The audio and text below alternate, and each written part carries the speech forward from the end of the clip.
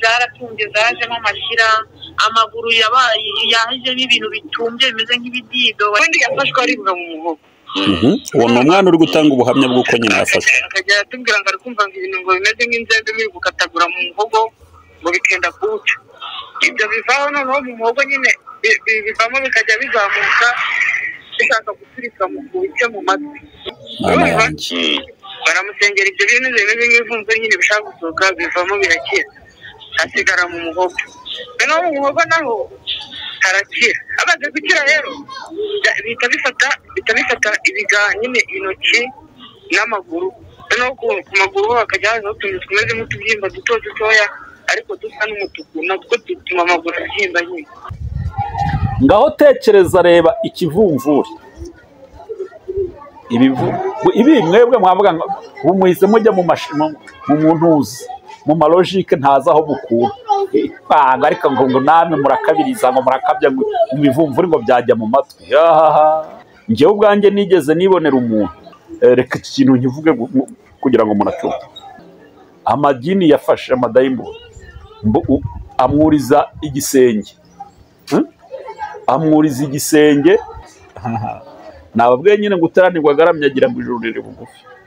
Amaguru akerera hasi mu nzu umutwe uri hejuru y'igisenge ko umudayimoni yamwerekaga ko igihe icyo ari cyo cyose yashakira kumugirira nabi no kumwica yagira gute yamwica. Niba umudayimoni ashobora gufata umuntu w'umugabo ko yari umusore utari umwana mutoya yaba umwana muto hose wambwira ngo yazamuwe n'izihe mbaraga? Yeze tuvuga ngo uyu mugore ari kwiriza ntabwo ari kurizwa n'ukuri, ariko nyuma dusanga ari kurizwa n'ukuri kuko twari tumaze kubona ibimenyetso n'ubundi by'ukuri byemeza ko Sirasi koko ari kadashoboka mu rugo rwe, akaba kadashoboka mu bana, akaba kadashoboka mu muryango no mu itorero, kuko no mu itorero bwabyo bari bafashe umwanzuro wo kumutenga. Yewe no mu badasigana yabagamo murabizi ko nabo baramutenze banaramwirukana. Iyi si irimo irigendera irababeshya irimo irabashuka, iyi si ibahisha ibanga. Iyi si irarenga kandi uko ubirenga ni kwica amarenga. Iyo umenya amarenga y'iyi si ugira ubushobozi bwo kumenya no guhunga. Niyo mpamvu nanatangiye babwira ngo iyi si irigendera, iyi si iratubeshya yariko iradushuka ibitsi ibanga ribi. Helene uyu nguyu umugore wa Nzabahayo Sirasi ibya Yesu ni ku murongo, uwo mwamenyeye kuri kamera mutamumenyeye mu byiza muri kumumenyera mu kurira kubera ishavu n'agahinda yari yatewe n'urugo rubi, ndetse bamwe nanjye ndimo.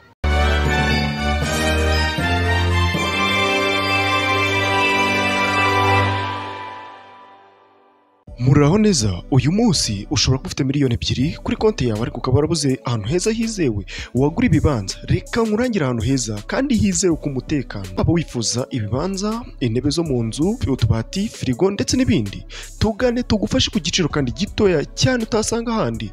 Urashaka ibibanza byiza, amazu yo gukodesha ndetse n'ibindi, tugane ni ku giciro gito cyane. Dukorera mu karere ka Bugesera. Ku bindi bisobanuro waduhamagara cyangwa ukatwandikira kuri izo nimero ziri kuri screen yawe. Turaheza uba heza ku giciro gito.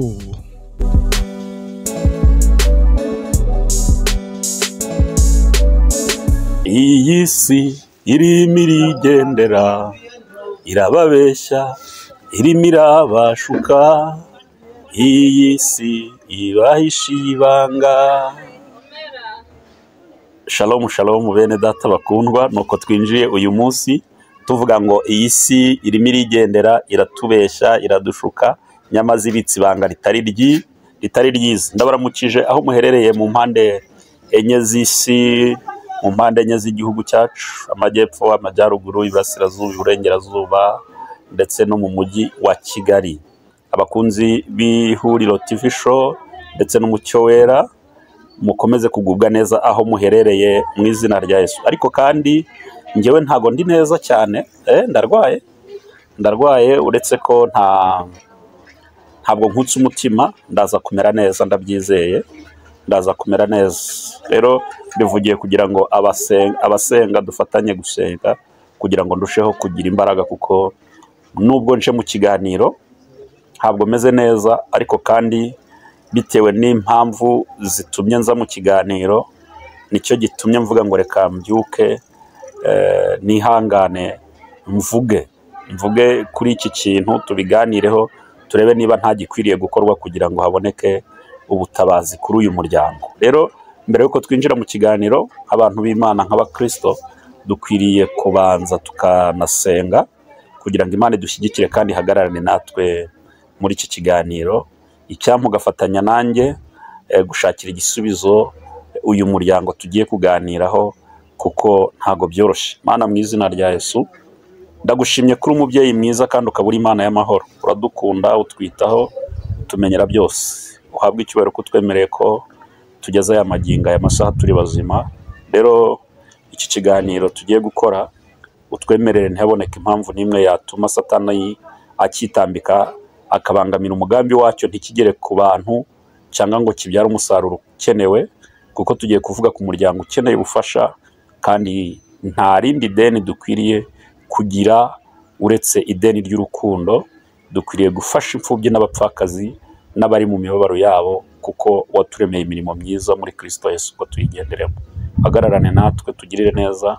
Nanjye ndarwaye, undengere, umpe imiti ibasha kugera ku burwayi, bashe kuba muzima. Urakoze ko wumvishe gusenga kwanjye mu izina rya Yesu, amen. Hari ibiganiro byinshi dukunda gukora, rimwe na rimwe mukatugaragariza ko mwanejejwe nabyo, rimwe na rimwe mukatubwira ko hari ibyo dukwiriye guhindura cyangwa gukosora.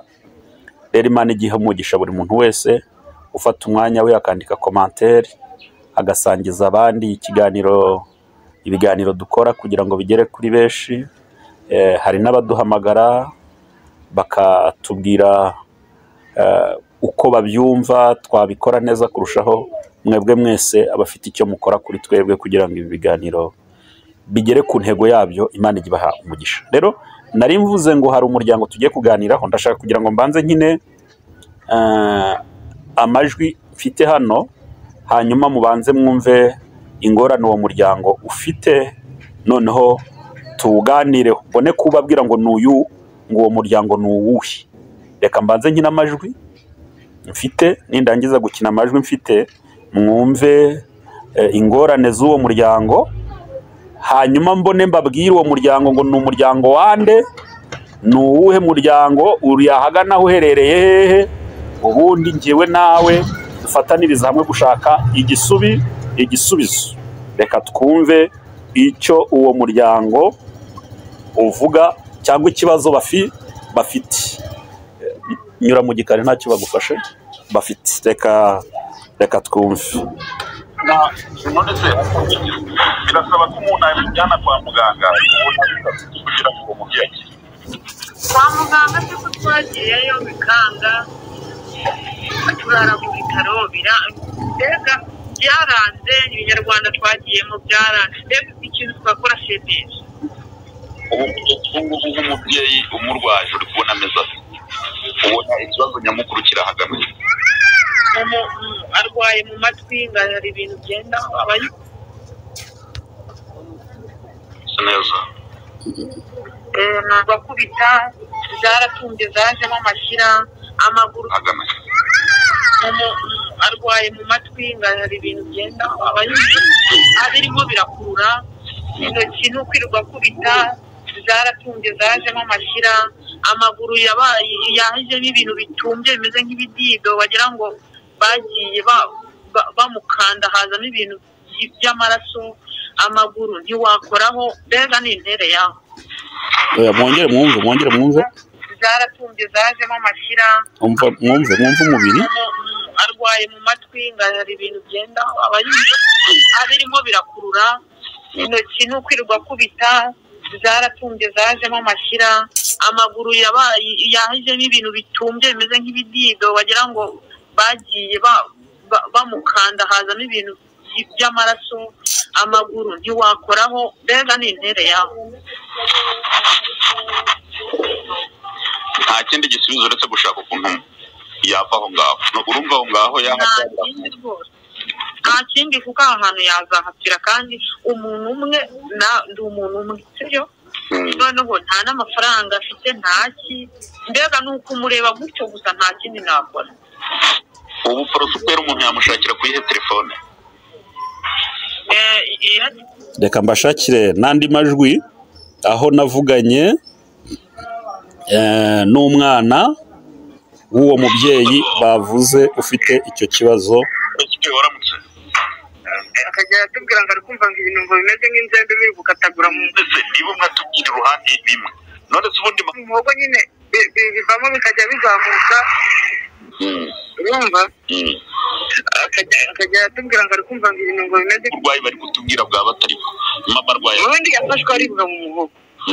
uwo ni umwana uri gutanga ubuhamya bw'uko nyine yafashwe. akajya atubwira ngo ari kumva ngo ibintu ngo bimeze nk'inzembe biri gukatagura mu muhogo ngo bikenda kuwuca. ibyo bivaho noneho mu muhogo nyine bivamo bikajya bizamuka bishaka guturika mu bice mu matwi. barangije baramusengera umugabo ko ari imyuka mibi bavuga ko ibintu byashakaga guca mu matwi ngo byari ibivumburi bibiri kandi kimwe cyari gusohokera mu gutwi kumwe ikindi kigasohokera mu kundi gutwi agahita apfa. baramusengera ibyo bintu bimeze nk'ibivumburi nyine bishaka gusohoka bivamo birakira hasigara mu muhogo. noneho mu muhogo naho harakira amaze gukira rero bihita bifata nyine intoki n'amaguru. noneho ku maguru hakajya hazaho utuntu tumeze nk'utubyimba dutoya ariko dusa n'umutuku natwo dutuma amaguru abyimba nyine. noneho ibitsitsina ntiyashobora gukandagira n'intoki ntabwo ntiyashobora kugira ikintu afata bagikomeze n'iyo umukozeho nyine aratonekara. n'ibyo zarwaye niba hari ibindi yakubwiyeho nyuma rwose. oya ni ibyo ngibyo nabo bambwiye kuko bambwiraga ko no mu ntoki ahubwo ngo hatangiye kurekamo amashyira. urebye mu nzara kugira ngo arimo rwose amashyira yo urebye mu nzara ubona wagira ngo arimo. aha reka turekeraho ibyo twumvise birahagije. ese ubwo uwo muryango ntimuwumvise? ntekereza ko iyo abantu bumvise Prosperi bahita bumva umuhungu wa Nzabahayo Sirasi ibya Yesu ni ku murongo wa wundi se ashaka kugira ngo amufungirwe afungwe mu cyimbo cye, wa wundi twamenye kuko se ubwo bapimaga DNA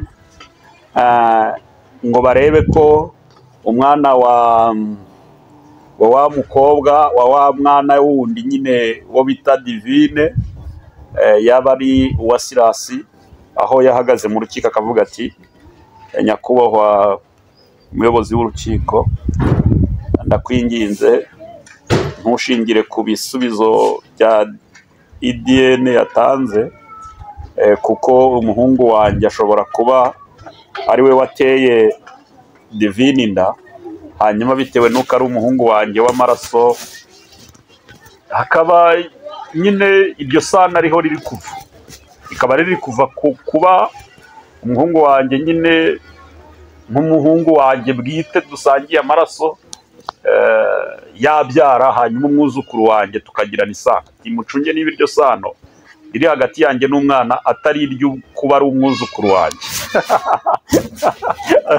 Sirasi nawe uri igikenyero igihangange kabisa. Iyo tuvuze Prosperi rero muhita mwumva umuhungu waje muri social media kubera amakimbirane y'ababyeyi mu ntambara za hato na hato, bikanarangira se avuze ati nubwo mfunzwe nzira gusambanya umwana utujuje imyaka y'ubukure, mfunzwe igifungo cy'umuhungu wanjye. Na n'ubu Sirasi muri prison ntabwo yemera ko afunzwe nka Nzabahayo Sirasi wakoze icyaha, ahubwo avuga yuko afunzwe ari guhanwa, ari mu gihano cy'umuhungu we. Ariko ni bimwe abanyarwanda bavuze ngo n'amatakira ngoye. Uyu muntu rero wavuze atya agatinyuka gufata umwana yibyariye akamushinja icyaha nk'iki ngiki ntanamwitambikire. Buriya twamye tuzi ko umubyeyi ntacyo atakora kugira ngo umwana we abeho, ntacyo atakora kugira ngo yitangire umuryango we. Ariko uyu munsi byarahindutse uri kujya kubona ukabona abantu batakaje inshingano bari bafite ku miryango yabo bitewe no kwikunda cyangwa se simbizi, ntabwo icyo ari cyo kinzanye, ni uko gusa nagiraga ngo twongere twibuke Prosper uvuzwemo hano n'indi. Uyu Prosper rero arimo aratabariza nyina Helena, Nikuze Helena, umugore wa Nzabahayo Silas, umugore we mukuru. Iyo tuvuga ngo umugore we mukuru, nuko twamaze kumenya no gusobanukirwa ko Silas atarafite umugore umwe, yewe atanafungiwe kuba yari afite abagore benshi. Cyo nacyo tujye tukimenya. Ntabwo Silas kuba afunze azira gutunga abagore benshi, ahubwo azira kuba muri abo bagore benshi yarageze aho irari ntirishire, ntanyurwe n'abo bagore, akagerekaho no kujya gusambana n'umwana utagejeje imyaka y'ubukure, akagerekaho no kumutera inda, kuko nta bimenyetso byagaragaraga. Hagategerezwa ko umwana avuka kugira ngo hapimwe DNA yamara gupimwa nayo ikemeza ko ari umwana wa Silas, ariko Silas n'uyu munsi akaba atemera yuko uwo mwana ari uwe nk'uko nabisobanuye. Rero ayo makimbirane yahagurutse mu muryango wa Silas Nzabahayo, ibya Yesu ni ku murongo. Ayo makimbirane yahagurutse hagati ye n'umugore we n'abana, yateje ibibazo bituma haboneka kurwanirirana ishyaka ritari ryo, kurwanirirana ishyaka niba ari byo, ubwo niko navuga, kurwanirana ishyaka. Haboneka rero abantu baba inyuma y'umuryango y'uruhande rwa Silas, haboneka n'abantu baba inyuma y'uruhande rwa Helena. Ubwo bivuze ngo no ku ruhande rw'abana naho hari abandi baherereye kuri urwo ruhande rw'abana. Ibyo byateje rero ibibazo bikurikira. Icya mbere, ubukungu, imibereho mu buzima yagize ibibazo, irangirika, dore ko Silas nta nzu yagiraga, Silas nta kibanza yagiraga, Silas nta yaryaga ari uko bavuye ku isoko baciye inshuro se, cyangwa yagiye mu butumwa akaririmba bakamuhereza tike, bakamuha n'amazi yo kunywera mu nzira, noneho akaba ariho hava ubushobozi bwo kuba yagaburira abana. Rero ibyo bimaze kuba, havutse noneho umudayimoni ntazi aho yaturutse. Mureke mbabwire, Bibiliya iravuga ngo ntabwo dukirana n'abafite umubiri n'amaraso bisa n'ibyacu, ngo ahubwo ni imyuka mibi y'ahantu hose ho mu ijuru, ngo kandi abo nibo batware b'isi y'umwijima. Iyo rimwe na rimwe tuvuga ibi bintu, hari igihe abantu batemera yuko hari imbaraga z'abadayimoni ziriho, kuko utaranigwa agaramye ngo agira ngo ijuru rigize gute riri hafi. Iyo utaranigwa ugaramye ugira ngo ijuru rigize gute riri hafi.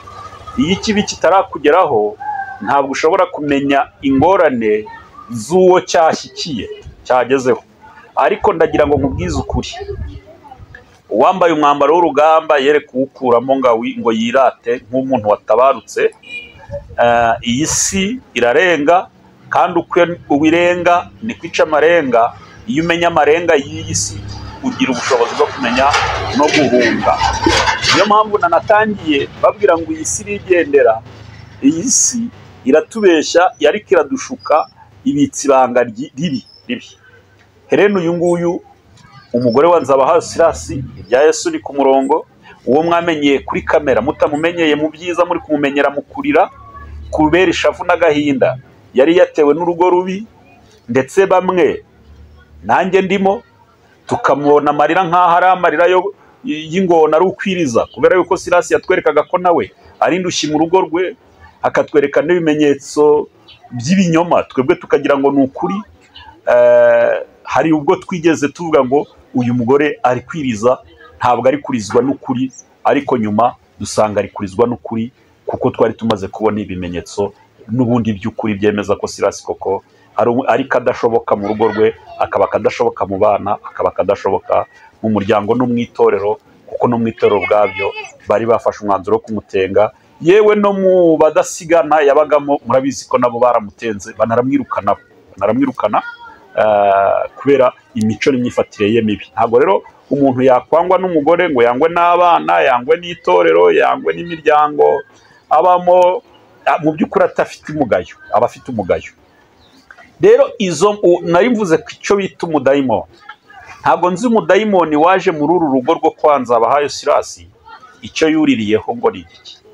Niba ari za mbaraga karande tuhura nazo bitewe n'ababyeyi bacu, niba ari umudayimoni waturutse muri karande y'umugabo kwa se na nyina, niba ari karande yaturutse ku mugore Helena kwa se na nyina, niba ari umuzimu barenze, niba ari umuntu wabaroze, niba ari iki, kugeza ubu ntituramenya ngo ese uyu mudayimoni ntugendera mu mazi, ntugendera ku butaka, ntugendera mu kirere.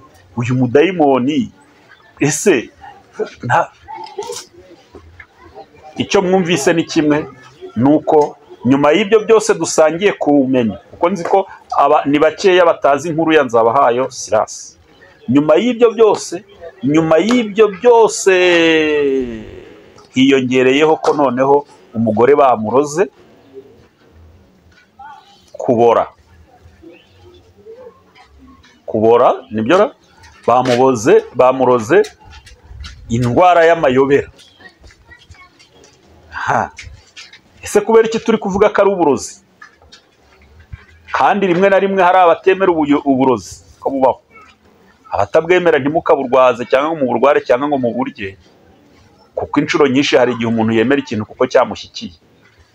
Ariko twebwe abahuye n'ingorane zo kuburya cyangwa kuburwaza, nyamuneka ntuzahakane ko nta burozi, ntuzahakane ko nta badayimoni babaho, ntuzahakane ko nta myuka mibi bibaho rwose. Helena bamuhagurukiye barashaka kumwica, uretse Uwiteka Imana yo mu ijuru yamutabara, yamurengera. Kandi kumutabara no kumurengera bikwiriye kunyura mu mbaraga zacu no mu bushobozi bwacu. Abazi gusenga mugasenga, abafite ibiryo mukamugaburira, abafite amafaranga mukamushakira ukuntu ajya kwa muganga akabona imiti, akabona ikirwaza. Mwumvise ko abantu bose bari gutabaza. Nagiye kumva numva mpamagawe n'umuntu ntazi, na telefone sinari nyizi, ntabwo nifuje ko ikiganiro cyose nkibahereza kuko cyari kirekire. Arampamagara arambwira ati nitwa runaka, ni njyewe urwaje Helena umugore wa Nzabahayo Sirasi. Ati dufite ingorane zikomeye ko umugore aradupfana. Kandi nta bundi buryo nanjye ubwanjye mfite bwo kumurwaza. Twagiye kwa muganga baragerageza biranga. Ati none tuva no kwa muganga tujya no mu miti ya kinyarwanda, muri bano bagorozi, niba ari abagorozi batanga imiti y'ibyatsi, nabwo turagerageza. Ati byanze, ati ubu ngubu turi kureberwa uko turi bubigenze. Ndamusobanuza kugira ngo menye uburwayi arwaye uko buri, hanyuma tubone nuko tubasangiza amakuru, namwe tujya inama, turebe icyo dukwiriye gukora. Inshuti n'abavandimwe, abakunzi b'umusaraba, abafite umutima utabara, ya miryango ba marayika murinzi, baba badasigana n'abandi, mumenye ikibazo aho kiri, hanyuma murwane kuri aba bana. Mwibaze turamutse tugize ibyago byo kubura uyu mubyeyi, ari we wari usigaranye inshingano zo kurera aba bana Sirasi yataye. Nibuke ko Sirasi Nzabahayo nubwo ari muri gereza, ariko hari igihe cyageze arabaririmbira, muranezererwa, abacyuriza amakwe, abacyuriza ibitaramo, abacyuriza ibiterane, mumukomera amashyi, mumukomera imugeri, mumugurira amazi, muramukeza, mumuha amafaranga n'ibindi. Mu by'ukuri ikibi ntikigasimbura icyiza burundu. Umuntu arakosa, ariko ntidukwiriye no kurebera umuntu mu ndorerwamo z'icyaha gusa ngo twumve yuko kuba yakoze icyaha bihise bimukuraho ubumuntu n'imbabazi zikwiriye kuvaho. Reka twemere ko bishoboka, ariko se noneho abamukomokaho bo baba bazize iki? Ngaho mwibaze uyu mudamu mu gihe yaducika agapfa azize uburwayi wenda bwari kuvurwa bugakira, kubera ko azize ubushobozi bukeya, kubera ko azize kuba nta mafaranga afite, kubera ubushize ngira ngo abakunda kudukurikirana murabizi ko ubushize n'ubundi yari yagize ikibazo cyo kwibwa igare umwana we yakoreshaga mu gushaka amazi n'utundi turimo twa hato na hato, hanyuma tumutumaho, twamuguriye igare, tumugurira na telefone kugira ngo atangire gukora. Yewe hari n'ubundi buryo bwari bwabonetse bwo kubona utundi dufaranga two kuba banacuruza n'amakara, umugore agatangira agakora. Utwo twose twahise duca mu myanya y'intoki kubera ubu burwayi. Rero umurwaza yarampamagaye, nibyo nari ndimo mbasobanurira, ambwira ko ntacyo batakoze kuvuza ariko bikanga. Yadusobanuriye mwiyumvira uburwayi afite, ko intoki ziri kunyenya amashyira, intoki ngo zirimo ziranyenya amashyira mu muhogo, ngo ameze nk'ufite inzembe ziri kumukatakata ari kuvuza induru. Hanyuma ibirenge nabyo ngo byahindutse imidido, biri kugenda bibyimba amashyunda. Mu by'ukuri ubwo burwayi ni ubwa mbere mwumvise. Tujya tugira umugisha mu biganiro dukora n'abaganga bakadukurikirana mu biganiro byacu, n'abaganga badukurikirana. Nyamuneka abadogiteri mudukurikiranye, mutubwire ubwo burwayi ubundi ni burwayi iki? Uburwayi butuma umuntu ako kanya atahiye, umubiri uhita uzamo ubushye, ukabyimbagana kugera ku rwego utangira kubora, ukazana amashyira, ukanyenya amashyira. Noneho n'umubiri, igice cyo hasi cy'amaguru, buriya hari ibyo tuba twavuze ibindi ntitubivuge. Niyo mpamvu mwumvise nagiye mpitamo rekodi y'aho mvugira y'ibyo tuvuga. Ariko uburwayi burenze ku maguru, burenze mu ntoki, bwatatse umubiri wose, bwatatse umubiri wose. Ubwo rero maratubwira ngo bimeze bite? Ese dukwiriye gukora iki? Tumufashe iki? Tumureka apfe? Noneho naho yimukiye, kuko nababwiye yuko nzabahaye akora iri kosa ryo gutera uyu mwana inda, ntabwo bagiraga inzu, barakodeshaga, baracumbitse, n'abacumbitse suriye barakodesha, sinzi ukuntu nabyita, n'abacumbitse, baracumbitse. No gukodesha ngira ngo ntibabishobora. Hari igihe rimwe na rimwe twibeshya. Buri umuntu ukodesha ni umuntu uba ufite ubushobozi bwo kwishyura ubukode, ariko umuntu ucumbitse ni wa wundi buri isaha ku isaha baba bamuha piyave, cyangwa ugasanga kubera nta mafaranga yatanga umubyizi, yakora imirimo y'amaboko, kubera ko nyine ni umucumbu, ni umuntu. Ntabwo nzi ukuntu nabisobanura. Turakora iki? Maze kumva umurwazi icyo yambwiye, ntabwo nabyizeye. Naravuze nti birashoboka ko uyu murwaza yaba ari ubwoba, wenda reka mpamagara umwana we Prosper, nawe mubaze uko nyina we yafashwe, nk'umuntu wafashwe bari kumwe. Ko umurwaza yiyambajwe ariko umuntu yafashwe, yiyambazwa kugira ngo yite kuri uyu mubyeyi, kuko umwana ntiyari kumwuhagira, umwana ntiyamuhindukiza, umwana ntiyamesera nyina.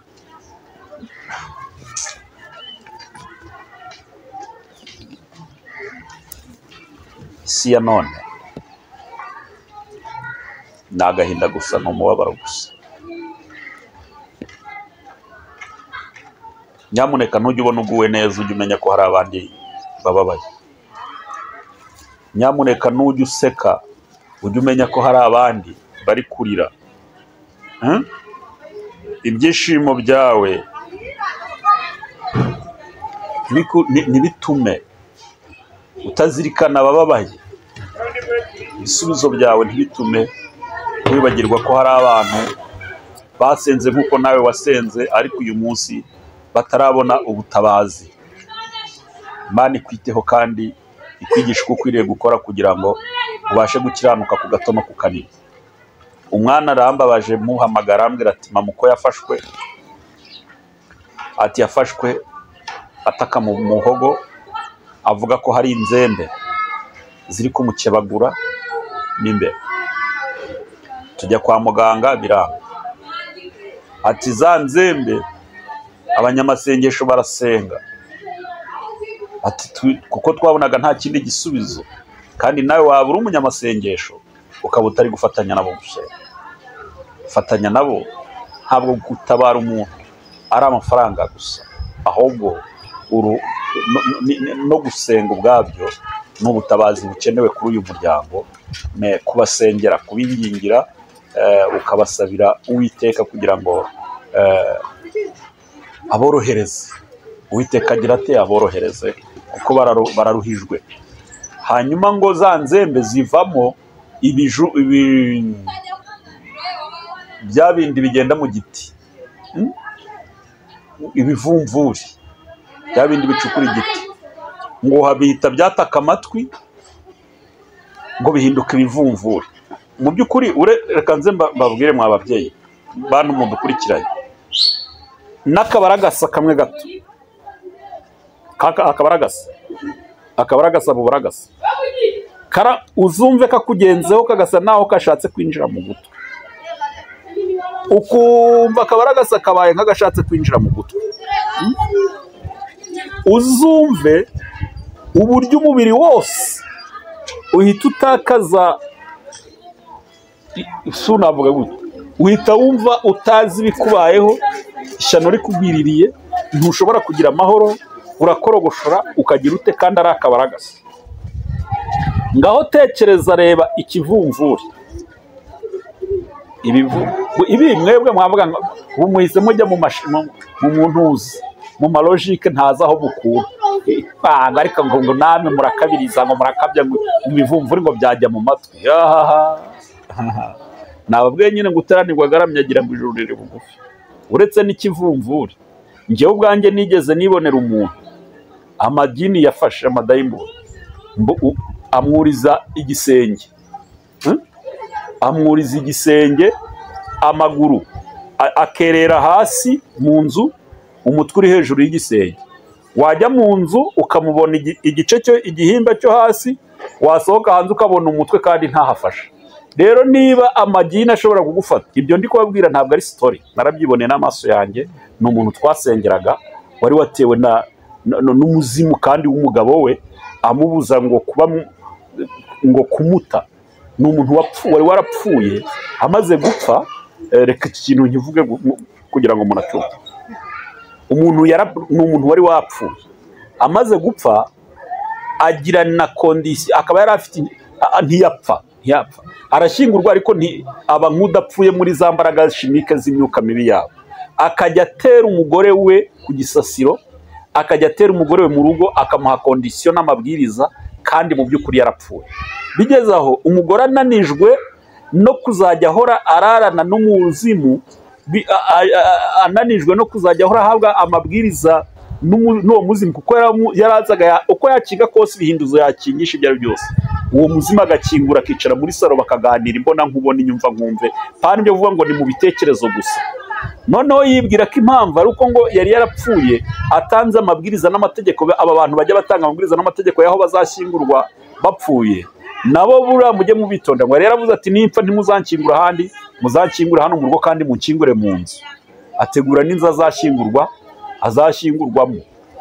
Ubwo rero ntabwo ndi buvuga agace kugira ngo mutaza kuvuga ngo wasanga ari uki, ariko ni imbere mu gihugu hano iwacu baramushyingura. Noneho uwo mugabo yateraga uwo mugore muri ubwo buryo, ava aho yari atuye yimukira inaha i Bugesera, ari guhunga.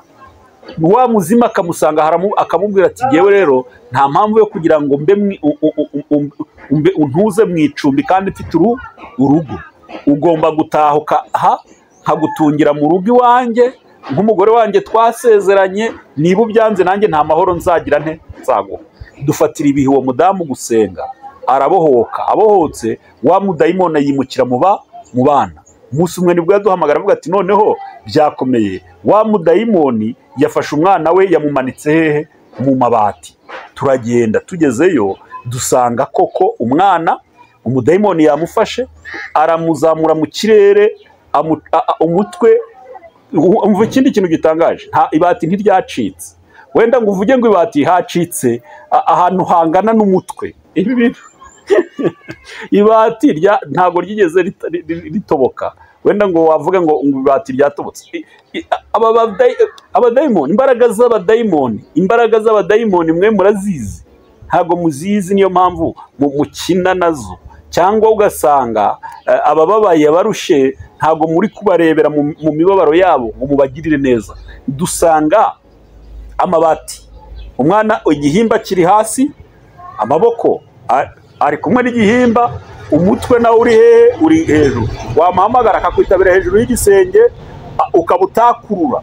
Twageze ubwo dushaka abantu b'abagabo bafata inzego ngo bagende bamukuremo bakurure, bagasanga ni ikidakururika, ntigikururika.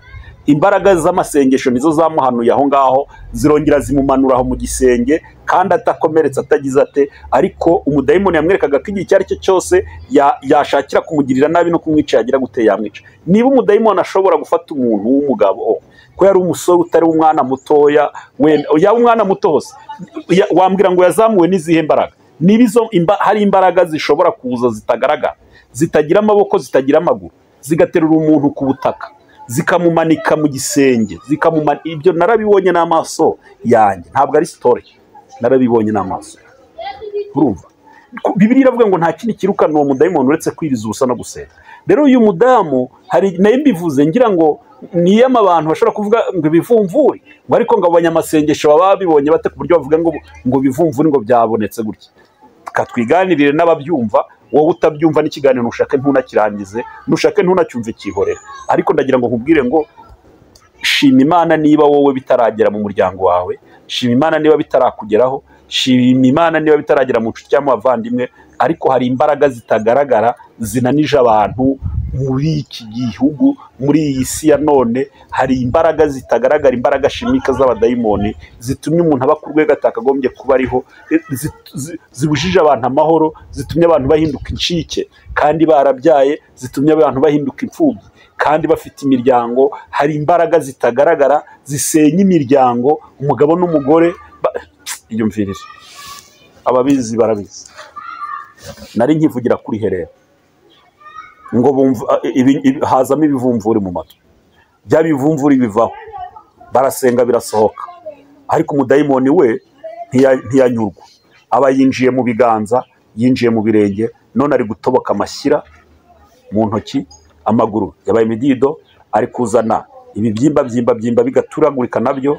Umuntu ari gutaka, ari kuboroga, ntagira kirwaza, ntagira kirengera. Naho wowe uri mu munezero, uri mu ki, ntushaka kugira ngo ufatanye natwe tugire icyo twakora kugira ngo uyu muntu abeho.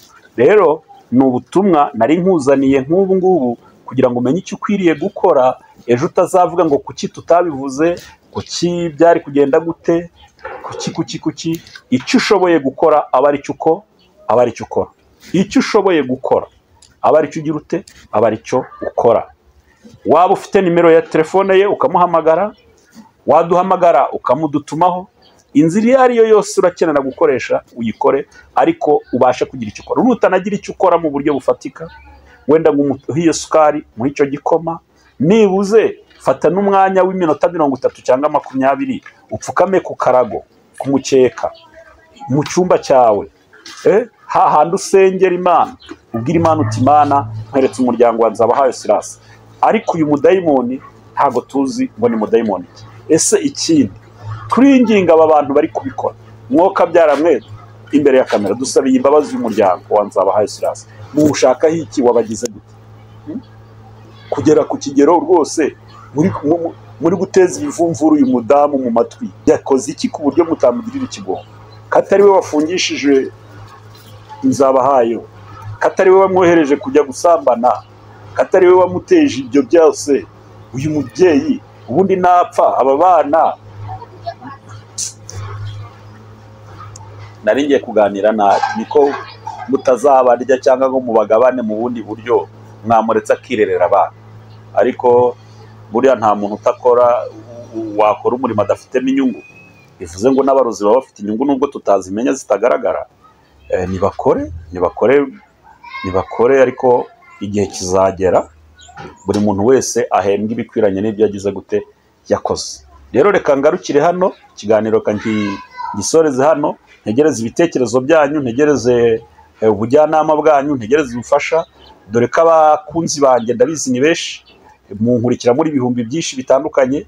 Mbizi neza ko hatari buze kuburamo ari buze kugira icyo babikoraho. hari buze kubonekamo abaganga baratubwira ubwo burwayi ni burwayi iki, hari buze kubonekamo abadogiteri baratubwira ngo ubwo burwayi ni burwayi iki, twabuvuza dute. Yewe binarashoboka ko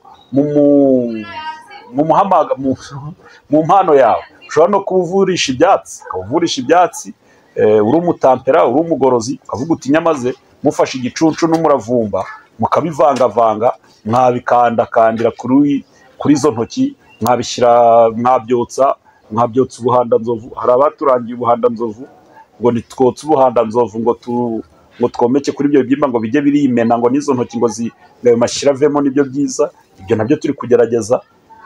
Icyo uratubwira cyose turagikora, kuko natubwiye ubuhandanzovu Imana imuha umugisha twabushyizeho, kandi ibibyimba bimwe na bimwe biragira. Rero Uwiteka abahire kandi abahe kumva no kumvira icyo Umwuka Wera gutegeka gukora ugikore. Icyo Umwuka Wera ari bukubwire gukora, ndakwinginze umpamagara ugikore. Imana iguhe umugisha. Shalom shalom.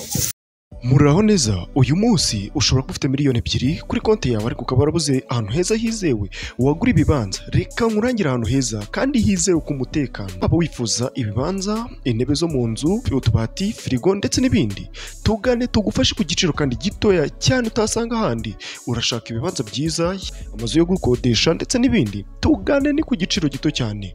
Dukorera mu karere ka Bugesera. Ku bindi bisobanuro waduhamagara cyangwa ukatwandikira kuri izo nimero ziri kuri screen yawe. Turaheza, uba heza ku giciro gito.